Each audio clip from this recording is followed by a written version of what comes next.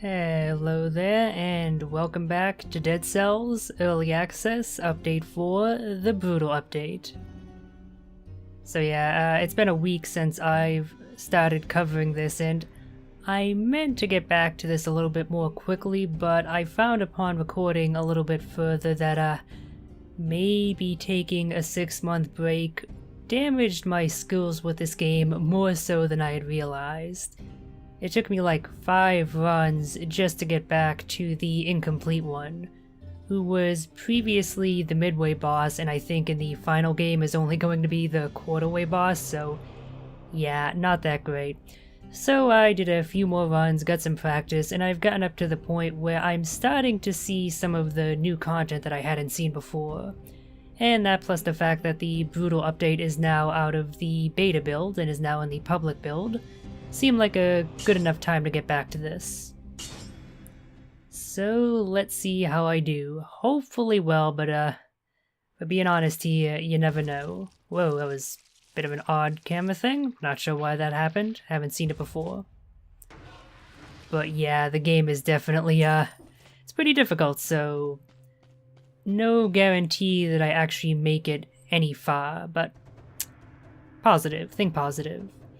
So one of the advantages of having a few runs in between the last video and this one is that I've had time to unlock a fair few items. None of them new, I've all had experience with them in the past, but at least there's a greater selection, especially since I now start with a random bow and a random weapon. So that makes the start of these runs more than just, you know, a bore. Course, that does result in you, say, not always having the best weapon. Like, the Spartan sandals aren't bad by any means, but as far as just a sheer damaging weapon goes, they're kinda just straight up worse than the default sword. As boring as that weapon is, it doesn't really have any unique properties about it. It's a pretty solid weapon for early on, there's no getting around that. And so having a random weapon in place of it can actually be a downside. Oh well, it is what it is. Even if it is objectively worse, it's more fun to work with. And if you're not playing games because they're fun, but because you want to just do the best you possibly can, well, it's kind of not the thing to do, you know? Like, focus that kind of enthusiasm, I suppose I'll call it, on your career, whatever that may be, or some other hobby that would have that be a positive quality, not gaming where, you know, you should be concerned with more than anything else just having fun.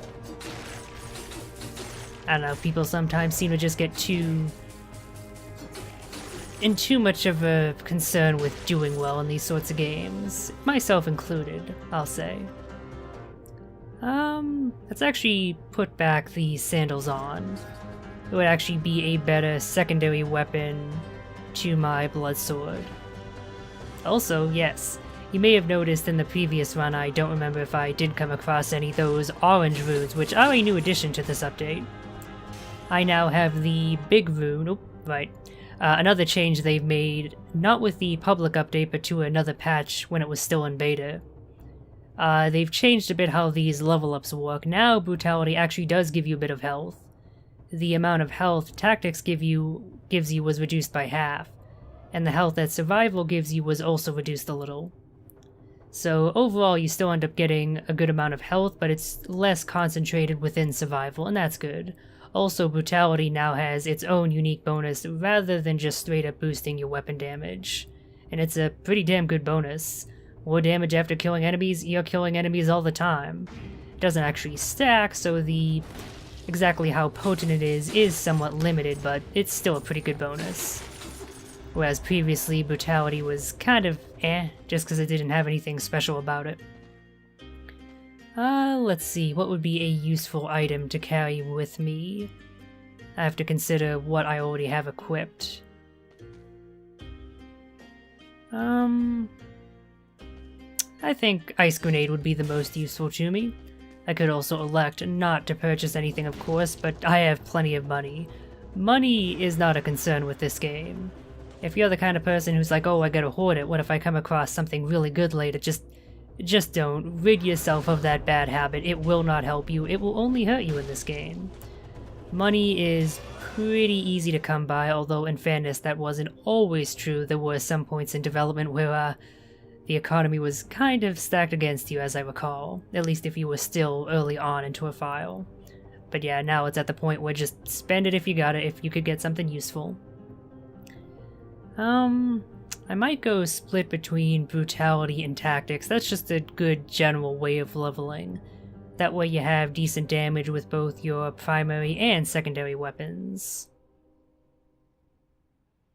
Yeah, let's go with that. One for each as long as I can maintain that. And what's in the box? Ooh. Heavy grenade. Oh, and that is some excellent synergy. So I can freeze enemies, and then I can also do, I think that's 3 times the damage roughly with this grenade if they're frozen. Sounds pretty good to me. Because it's plus 175%, which means it should be doing 275% total if I understand that right. So let's check that out. Yep, that's pretty strong. It's actually kind of interesting, the inclusion of the heavy grenades, because as you recall, heavy grenades were previously just, you know, the regular grenades. But they've instead sort of done a thing now where the regular grenade is the infantry grenade, which is pretty damaging but only is really good against a single target. Now, what were once the regular grenades are now the heavy grenades, and they are what you use to take down groups. Very glad I have the ability to freeze. It's gonna come in so handy during this challenge, I can tell you that right now. Of course, my ability to use it is somewhat limited by the cooldowns. That's why you want tactics level ups, folks. Wait, how do I? Okay. For a second there, I thought I didn't have a method of continuing. I have heard rumors, something. That, apparently some of the level generation of this update when it was in beta was, a bit iffy, leading to people having dead ends and being unable to continue. Fortunately, that wasn't the case there, even though it looked like it was right off. Oh yeah, and stomping is still such a good skill. Honestly, oh, let's just be careful here. Take a single hit and that challenge is over, and I really don't want that. What was I talking about? The issue with switching subjects quickly like that is that it's very easy to lose track of what you were previously discussing. Oh right, the stomp. I feel like it's better than it used to be, like, it does more damage from a lesser height. And thus it's more, oh shit, I have 2 enemies left somewhere. Let's see if I can find it before the time's up. And thus it's more generally useful, whereas before it was only super useful if you could fall from a long distance. Of course, there were 2 jerks straggling back up there. I should be able to make it down, though, quickly enough. Come on. And there we go. That's a bonus challenge. So for that, you get a pretty good piece of gear. Oh, here's the infantry grenade I mentioned. Honestly, even though it's level 3, not as good as my heavy grenade. It doesn't have that nice synergy with the ice grenade. It does only slightly more overall damage. Yeah, actually even less damage, because it's just a weaker grenade in general, and while I like that bonus of releasing a toxic cloud when enemies die, it's not as good as that ice synergy. It may seem like splitting hairs, focusing on the bonuses like that, but the game does ramp up the difficulty quickly, as we kind of saw last time with me dying rather swiftly in the promenade. So making sure you're as strong in terms of your base stats is kind of important if you hope to survive. At least if you're somewhat incompetent like I am. So I've been funneling cells toward Healing Potion 3, but honestly, I've been feeling pretty good about my healing, at least as far as I've been making it, so let's focus on some item unlocks. I have played around with shields a little bit, but not as much as I'd like. And that's bad because they have buffed shields considerably so that they're now at least somewhat useful. I still think they're one of the least useful options overall as far as having something in your offhand, but if they're now good enough that if you want to play a more tanky character, they're totally viable. So yeah, let's go towards starting with a random shield, because the wooden shield is just complete garbage. And I don't need this, and in fact, if you try to use it, he's like, I don't need that now, buddy. Alright, moving on to the toxic sewers. No, not the internet, a literal sewer. Filled with poison and corrosive acid and all sorts of asshole scorpions who like to ambush you. You know, I just talked about wanting to get used to using shields more. Maybe this is a good opportunity. If nothing else, I think the greed shield would be more useful than the Spartan sandals. Yeah, let's go with that. So they've changed considerably how shields work. So previously, if you held it up, you would only hold it up for a brief instant so you had to time your blocks perfectly. Now you can hold it up for as long as you want, but depending on the shield that you're using, you'll only absorb a certain amount of damage. In the case of our greed shield here, it is 75%. So pretty good, but you can't take hits infinitely. And of course, the more damaging hits that you block, the more damage that is going to leak through. On the other hand, however, hold on, there was a rune up here, don't want to forget that. Is that a wall rune? Yeah, it's tough to tell whether that was a floor one or a wall one. And you activate those different... Not sure I feel like dealing with the undead archer in a place like that. I'm just gonna leave him alone for now, see if I can't get some better gear first. You can get... Oh no, I missed... Oh, I am so upset with myself, so... This is an hourglass door. If you make it quickly enough through the stages, you can get behind them and get some pretty nice goodies. Valuables worth gold, a bunch of extra cells, maybe some good upgrades, maybe some blueprints. It's a bit random. And you have to go through pretty quickly. The first one, they've now changed the time so that it's pretty easy to get to. You just need to get to it within around like 3 minutes and 10 seconds, I think. It's about there. And that's actually pretty easy to do now that merchants and the treasure rooms and a lot of other rooms pause time. Previously they didn't, so you kind of had to really rush through if you wanted to make it to these. And it just wasn't really worth it. But now it's easy enough to get to the first one at least. The later ones, not so much. Those ones you do still have to rush for. And I had the chance here, but because I didn't head for it immediately, I lost out. And speaking of trying to gather power before fighting that elite enemy, that would have helped tons, so I am a fair bit upset, but it is what it is, I'll live with it. I view the hourglass rooms as a nice bonus, not something I expect to receive. So that way if I don't, I'm not too upset. And yeah, this is why being in a small place with an archer is pretty bad. You're kind of limited in your ability to dodge their attacks. Yes, you can duck, but that's not an option with the elite ones since they fire 2 arrows at once. So yeah, I'll be heading back to deal with that one later. Maybe I'll even just skip it completely, I'm not sure. They do have the chance of giving you some really good gear, but if it's not something that you're especially interested in using or that would work well with all the rest of your equipment, then you just took a lot of risk taking down a tough enemy for basically no gain. Okay, another one of these challenge rooms. These are pretty much always worth doing because they're not that bad, especially if you have a good ability to like freeze and otherwise new to enemies. It's pretty much just a time sink more than anything. Of course, the shield dudes are probably the biggest pains in the asses, so let's wait for them to walk away, bash through the door which automatically stuns any enemies nearby. And the range of it is pretty damn good. I think that is actually a somewhat new addition. I'm pretty sure that wasn't the case back when I played previously. I think that might have been added in update 3 or 4. Or maybe I'm just talking out my ass. It's hard to say. Anyway, I should not have used my frost grenade. Well, it's moot now since I just failed the challenge.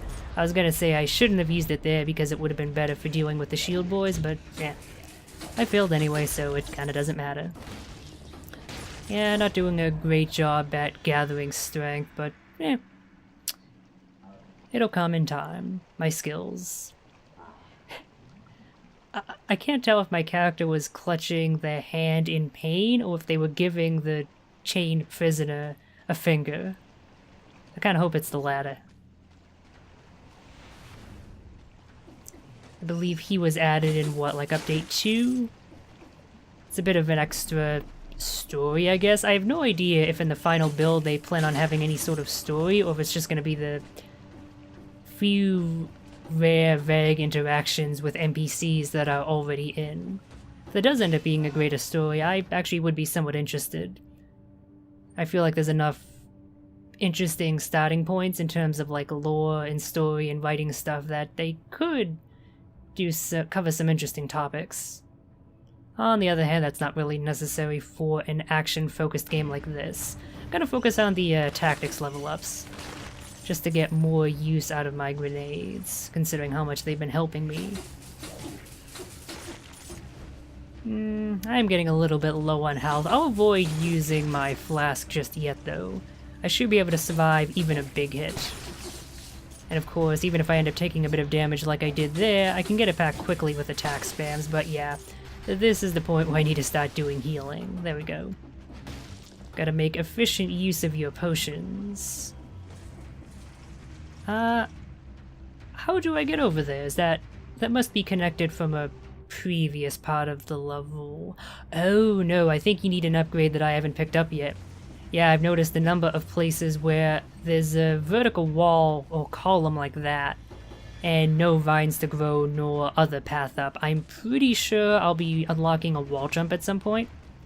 I don't know if that's for sure the case, maybe it's like a double or a triple jump, but some sort of considerable movement upgrade.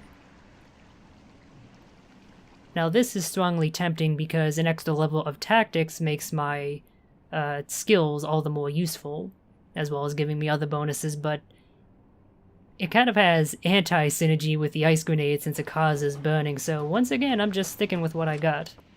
Seems like the best case for me. Ooh, so this is an item I unlocked not too long ago, and I haven't had a chance to use it just yet. It just occurred to me I haven't been blocking much either, which I really need to do. Again, I'm just, in this type of game, my mind, really in most games, my mind just does not go to blocking in general. So games that have blocking as a focus, I tend to have a fair amount of trouble with, as you may be well aware of if you saw my Neo playthrough. Blocking is super important in that game, and it took me a while to really have that lesson hammered home in my brain. So yeah, this is a more offensive parry-based shield, given that it does excuse me, given that it does a little bit more damage than most shields and extra damage if you do a parry. But once again, it has that anti-synergy going on, so let's go with the Impaler. I haven't had a chance to use that since I unlocked it either. So this is one of a few spear-type weapons. It looks cool as hell, it has really good range, and has an okay bonus. Extra damage if you back an enemy up against a wall, which is a common enough situation. Hell, especially in sewers like this.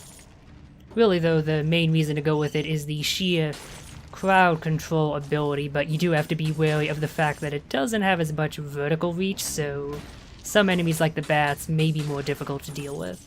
Something worth keeping in mind.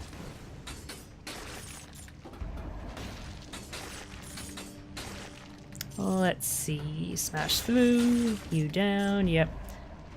One of the things I will say I'm not a fan of in terms of the level design still is that I feel like the second level, just in general, regardless of which is your second level, whether it's the toxic sewers or the promenade or any other options that there may be that I haven't had a chance to unlock yet, I feel like it's too long. I feel like for the second level, it should be a fair bit shorter than it is, like maybe not half the size, but say 3/4. And because the third level ends up being about the same size, and in that regard, it ends up feeling like less of a satisfying progression in terms of the sheer commitment you have to provide in getting through the levels, if that makes sense. So I said I wanted to split between brutality and tactics equally, but given the scrolls I'm getting, the game's not really giving me the chance to do that. That's fine. I had a pretty successful run. Well, ultimately not that successful since I died before getting to the end, but by my standards at least fairly successful. where I had mostly tactics level ups. It helped that early on I actually ended up picking up a weapon that is normally brutality focused, red, that was a special colorless variant. And what that means is it scales with your highest stat, whatever that is. So just keeping that, I was able to have really good damage with both my primary weapons and my skills just from tactics level ups. Once again, I do like Bear Trap, but that anti-synergy thing going on, it's more focused on flame and accessories to flame than ice, so yep, not switching out my skills.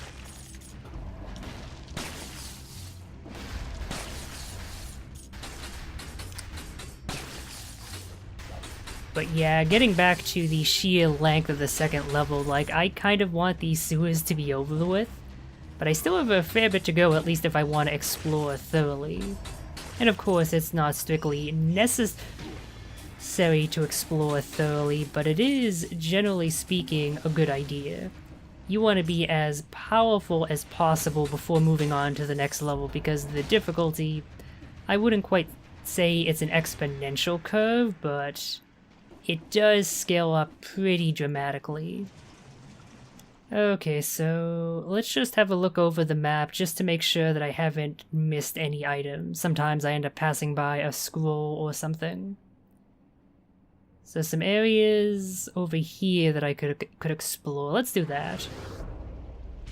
I feel like I might be able to pick up another scroll or two if I'm lucky. Oh, well, speak of the devil and he shall appear. I'll take that brutality level up, thank you very much. Yeah, the Impaler, it's a fun weapon, really not great for dealing with the bats, which I think might force me to give it up sooner rather than later. Because those exploding bat flasks really do start to be an issue starting with the second level, and just going forward they kind of don't go away. And they do a lot of damage if they catch you by surprise, so being able to take care of them without necessarily focusing on them is important, so hopefully I get a bit of a better weapon to switch to. So, with that in mind, let's go back and deal with that elite enemy. If I can get that archer in a bit of a better location, and once I get him to around half health, he'll start teleporting around, so I will be able to do that, at least theoretically. I can get him up against the wall and then just start spamming, hopefully, and ideally take him out without too much issue. And he might give me that weapon upgrade that I'm so looking for. So, he has his minions down there. Let's approach this cautiously. I can't do the slam due to how things are positioned though, so... Yep. I don't want him to dash away because then I'm not going to be able to hit him. So, I was hoping to do a freeze grenade and then a regular grenade, a heavy grenade, but my aim is kind of piss poor, as you can see. I could try and parry his shots, that might stun him for a little bit, although I think he's out of range. Let's try that again, this time... There we go, with a bit better time, and perfect. Now I just gotta wait for him to teleport over to me, which... Oh, there he is. That's not a great spot though, so let's head over here. This is perfect. And, see, just being patient, not rushing, and setting up the situation to my advantage worked out. And I got perhaps the best upgrade in Amulet, since you start with the Prisoner's Call, which I feel like it's gonna have to have some use at some point, especially with that description. Nothing worth mentioning, except maybe a vague whiff of dead rat. Like, I feel like that's gonna have some use somewhere. I'm gonna keep my eye out for any rat or rat-adjacent things that may show up. There's gotta be something special you can do with it. But until I figure that out, any amulet is an upgrade pretty much, so +1 brutality, I'll take that. General damage reduction, and damage reduction from projectiles. So now if I face another elite archer, I really won't have to worry, which I'm plenty happy about. Okay, so I'm excited to move on to the old sewers because I haven't actually been to them since starting playing this game again. Because in order to get to it, I think you need the rune that gives you the ground pound ability. At the very least, I never found another entrance to it, so I'm interested to see what they've changed about it. And yep, let's continue going for that random status shield. I'll master blocking one of these days. I'll have to, because once this game actually fully releases, I really do want to do a proper, informative let's play of it. And to do that, I'll need to have experimented with everything. So I can't really be too pick and choosy about what I use, you know? And hold on here, I am just doing something in terms of like technical stuff, just making sure everything's working, sorry about that. And let's check out the old sewers. Because they have added some new enemies to some of the other levels, so I'm curious what they've done here. Still got the asshole fungi mages, as well as the pools of piss. I mean, it is a sewer, so that's kind of expected. Frantic sword. Yeah, I never was a huge fan of this weapon before, and I'm not now. Only being able to get good damage out of this thing by being at low health, that's just... Maybe there are some builds that can make that work, but it's just generally not a great idea. You want to be at as much health in general as possible in this game. So that way if you suddenly take a big hit, which is always a possibility given how hectic and frantic the combat is, you can actually, you know, survive. Oh god, these asshole birds? Bats? I'm honestly not sure what type of creature they're supposed to be. It really doesn't matter because at the end of the day, they're right jerks wherever they show up. Because they have a surprising amount of health considering the fact that they're pretty small and tiny, and usually those types of creatures don't have much health. And they also do way more damage than their small stature would imply. Like, I think they might do more damage than almost any other enemy that I've encountered thus far. More damage than the worms, more damage than the worms' explosives. Maybe they don't, and it's just because, like, they tend to come in swarms, so they're extra lethal, but I feel like just even one alone is more dangerous than most other things. So, that is technically a new enemy, these, might-unleashing zombies. Who previously only showed up in a much later stage, I believe. I actually could go with survival if I am gonna try and focus on shields. Yeah, you know what, why not? Pick up at least the basic tier of that shield parry bonus. Actually give myself a reason to try and go for parries and blocking. But yeah, those zombie unleashing mites. Reverse that. Might unleashing zombies. Previously they only showed up in like the 5th stage. Which in the previous update was a fixed 5th stage. There weren't multiple options for it, and I believe that's changed. I believe there's now a clock tower stage. I believe that's where it's located within the stage progression. But yeah, now they show up much earlier, and more importantly, they're visually differentiated. Because the ones before were just a sprite recoloring of the basic green zombies, being more of the same tealish cyan sort of color that they are now, but otherwise not looking any different. But now they actually have a very distinct appearance, and I mentioned that before with regards to the grenadier zombies, how previously they just looked like a red version of the regular ones, but now it's that, and they have their own distinct appearance. It's clearly meant to be an evolution, but it's not just a sprite recolor or model recolor, since this uses like that weird sort of 3D models sprite mix that actually works out surprisingly well. You wouldn't think it would, but it does look really nice. More games need to do that. Nope. Early on in a run, yeah, I'll go for a cursed chest because it has a pretty good chance of giving you some nice upgrades, but if I'm decently far in, and I consider 3 stages to be decently far, I really don't want to risk the entirety, the sanctity of my run on a potential upgrade that might not even be all that useful. Oh, right, secret. And, ooh, spikes. And a nutcracker. Is that going to be more useful than my impaler? Yeah, not really. Damage-wise, it's just overall weaker, it's fairly slow. I like the stunning ability, but it has limited usefulness. Yeah, I'm just gonna pass that by. That's fine though, gives me more experience with impaling, with being a Vlad.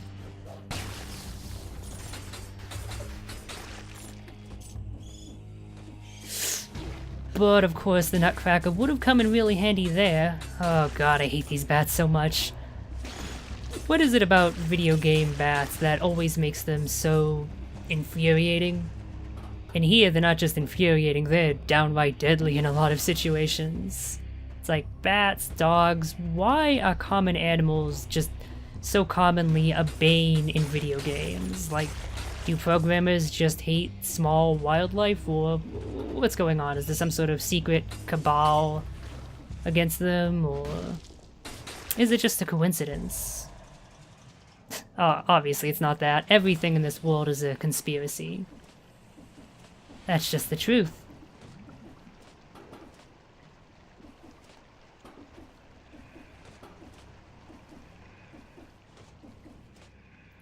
Oh, this is a fun segment.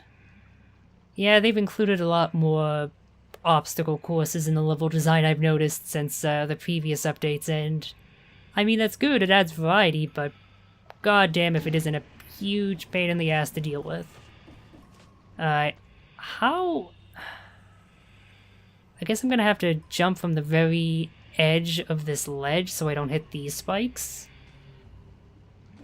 Yeah, no, that's a really rude bit of platforming. I am happy to be past it. Ooh, hello, merchant. Oh, I thought this looked like a merchant-like room. No such luck. Oh, it's another one of those columns. Really hope I unlock whatever rune gives me the wall jump ability sooner rather than later. I really don't like being forced to miss out on item opportunities. But that's kind of what I get for deleting my save file and starting a new file, so I kind of have no one but myself to blame. Alright, let's go with, another in tactics. I really want quicker cooldowns. I want to start to be able to use my skills in every encounter, rather than every few encounters, as it currently is. Okay, that's... Yep, see what I mean about these birds being huge assholes? Bats, whatever they are. They're huge assholes.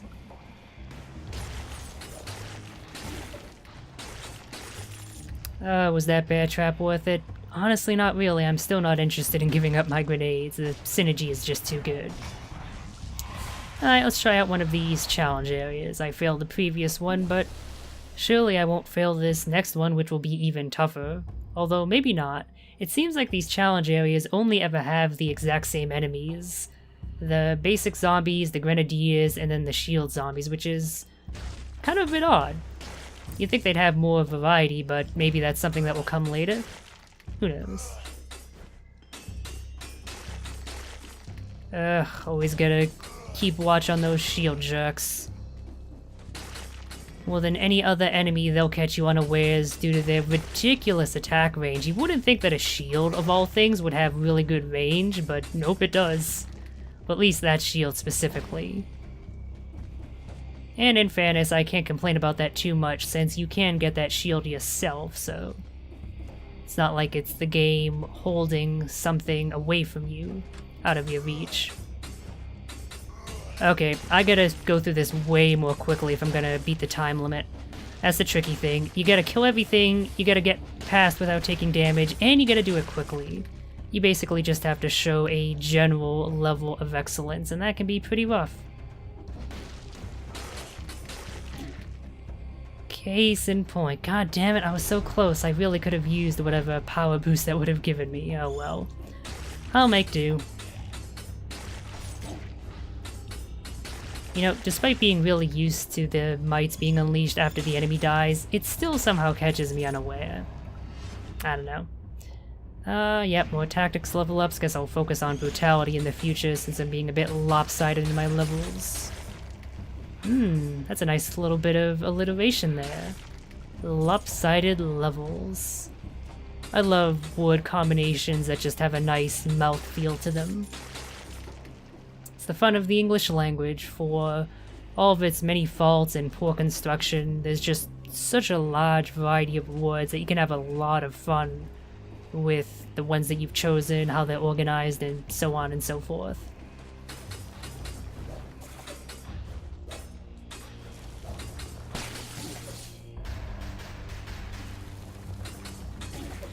Okay, yeah, these mushrooms are starting to be a fair bit beefy. Clearly I need an upgrade to my impaler, but if the game isn't going to give me one, I'm just kind of left out in the lurch. Ooh, more L alliteration, I love it. Good job, me. High five, brain. Oh yeah, one thing about these mites that I don't think I've explicitly shown off before. They can teleport. Don't ask me how presumably dumb mites can fucking teleport, but that's how they work. And it makes them even, more annoying to deal with. Hello. So, early on, the rapier was my favorite weapon to use, mainly because it was broken as shit. They did end up nerfing it to the point where it was just kind of generally good rather than super OP, which is for the best. You kind of have to have balance in a game like this, otherwise it's not going to be as fun. But I'm interested to try it out again, because I did feel like they nerfed it a little bit too much, and I'm interested to see if they buffed it at all. Oh, thank God, wall cake. I really needed that. Even with that, though, I'm still at around half my total health, so I do have to be careful. Double-notched bow. Ooh, brutality. Yeah, I haven't been making use of my shield. I'm just gonna ditch it. I'll learn the use of that another day. I keep saying that, and it keeps being not true. So I could fight an elite enemy for an upgrade, and that might give me that primary weapon upgrade I'm looking for, but it could also result in me dying. Especially since I have no idea what the elite enemy is going to be. It could be something that I am well suited for, it could be something that I'm not suited for at all. Those teleporting runes that summon them in are always a risk because of that. So I'm just gonna leave that one alone for now. Maybe gather up some more health, / finding an exit that I can just teleport to if I end up having to just, you know, bamf out of there and run away. That's a good idea.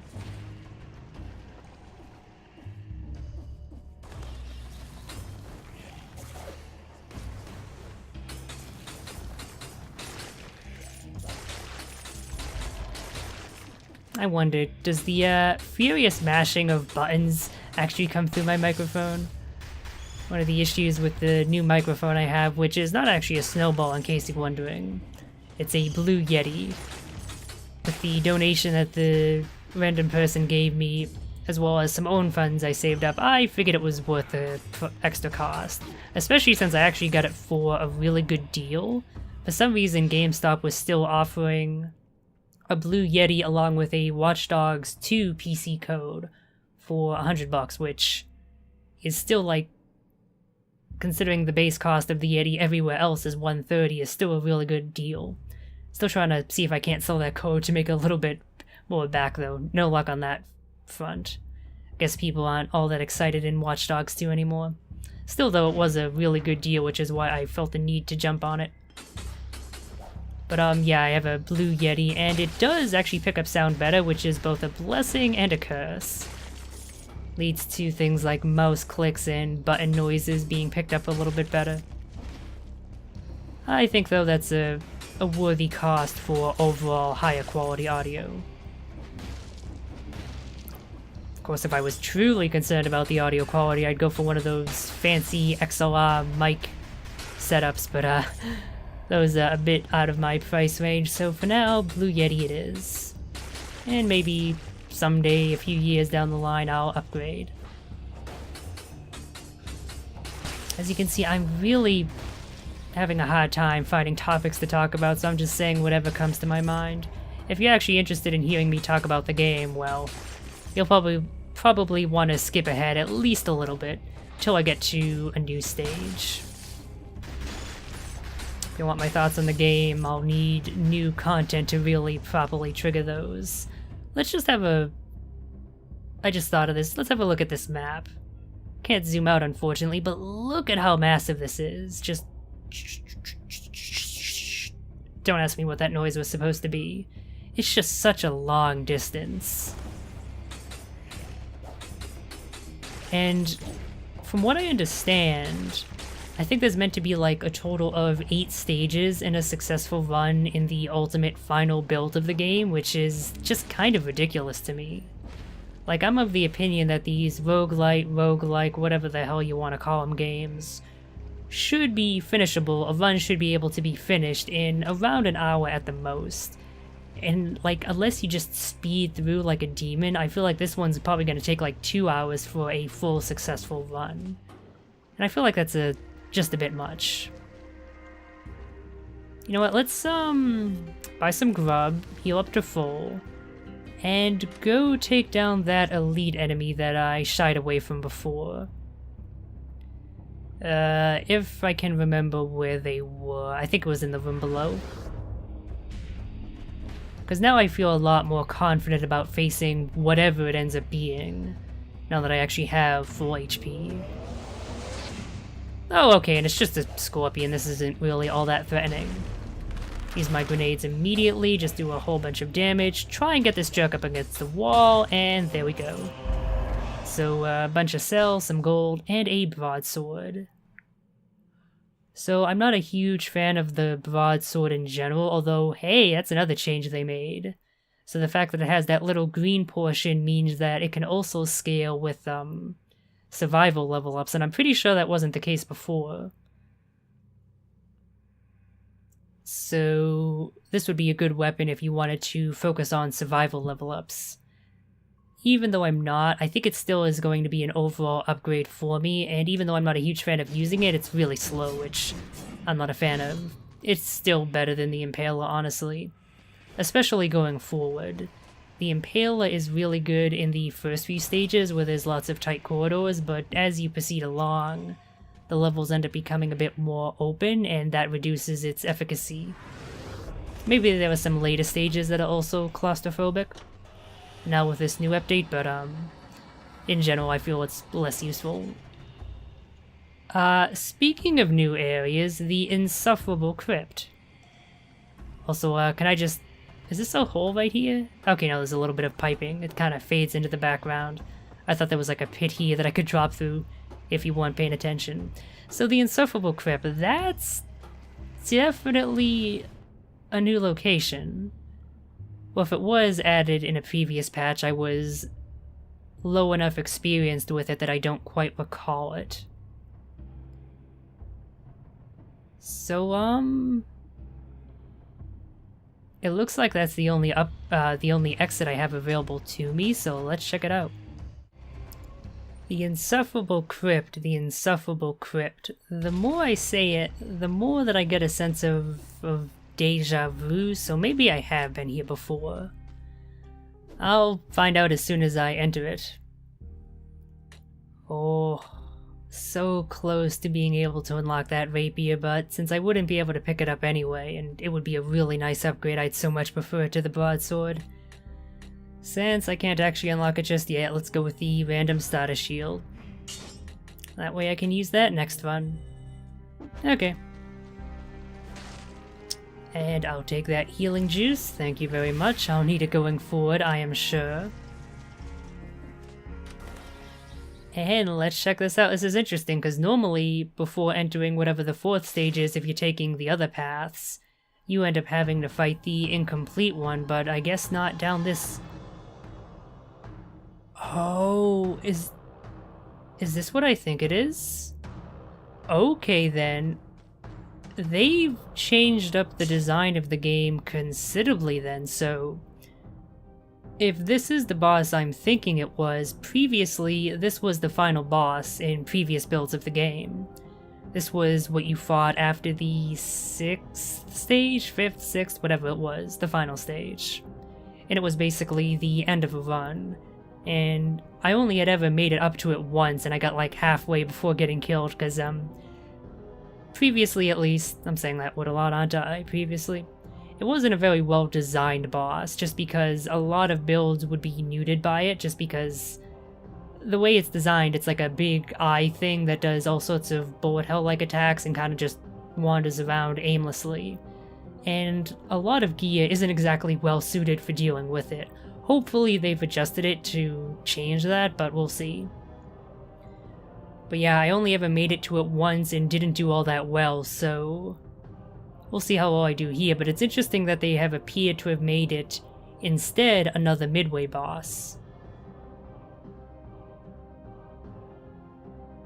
I guess that means that maybe a full complete run in the final build won't take as long as I thought it would, if they're compacting the design somewhat, making it less of a long linear path and taking some of those stages that previously would be further segments on that linear path and instead making them alternate paths, alternate choices for your second, third, fourth, etc. level. That compacts the design of the game while still having a good variety of stages, and keeping the time it takes to do a single run down to a reasonable length. And it's just interesting to see that change, and why I'm so glad that I have made sure to play this at least a little bit. With each update, I get to see how the game evolves. And that's just really cool. Okay, I'm just kind of talking about whatever, let's fight it. Yep, the Watcher, this is it. Okay, well, this is my second ever time fighting it, let's see how I do. I get the feeling having a slow weapon probably wasn't the best idea, but thinking about it, I don't think the Impaler would have been all that helpful anyway, given the fact that I'm not going to be able to get it stuck against the wall. Alright, much like the incomplete one, it will end up going into a shield, and that's right, it summons tentacles, who I think I have to kill if I want to actually, you know, proceed with the fight. Yeah, having a slow weapon's really not great, especially with the fact that some tentacles just kind of like to ambush you like big old jerks. So yeah, having a fast weapon for this fight is definitely ideal, because standing in one place for a while, not a great idea. At least I can roll cancel if I end up attacking a bit too prematurely. Okay, that seems to have... oh, nope, he summoned more tentacles, I guess. Great. I hope that's not a thing where if you take long enough, he just keeps summoning more, and you end up being worn down via attrition, because that would kind of suck. Please tell me you're better than that development team, whose name I'm not actually sure of what it is. Oh, I see what's going on. As I kill them, he buffs the remaining ones, making them faster and presumably stronger. That's actually pretty cool. I think that's a new addition. At least he wasn't doing that last time I fought him. Oh wow, he's staying frozen. I thought he would, you know, consistently break out of it with my first attack, but I guess that's not how freezing works anymore. Was that a special bonus? Right, I forgot about that. The fact that my random bonus of the ice grenade is reduces the chance of unfreezing an enemy, so that actually happens pretty reliably now, it seems. And thus, the ice grenade is an even better combo with the broadsword.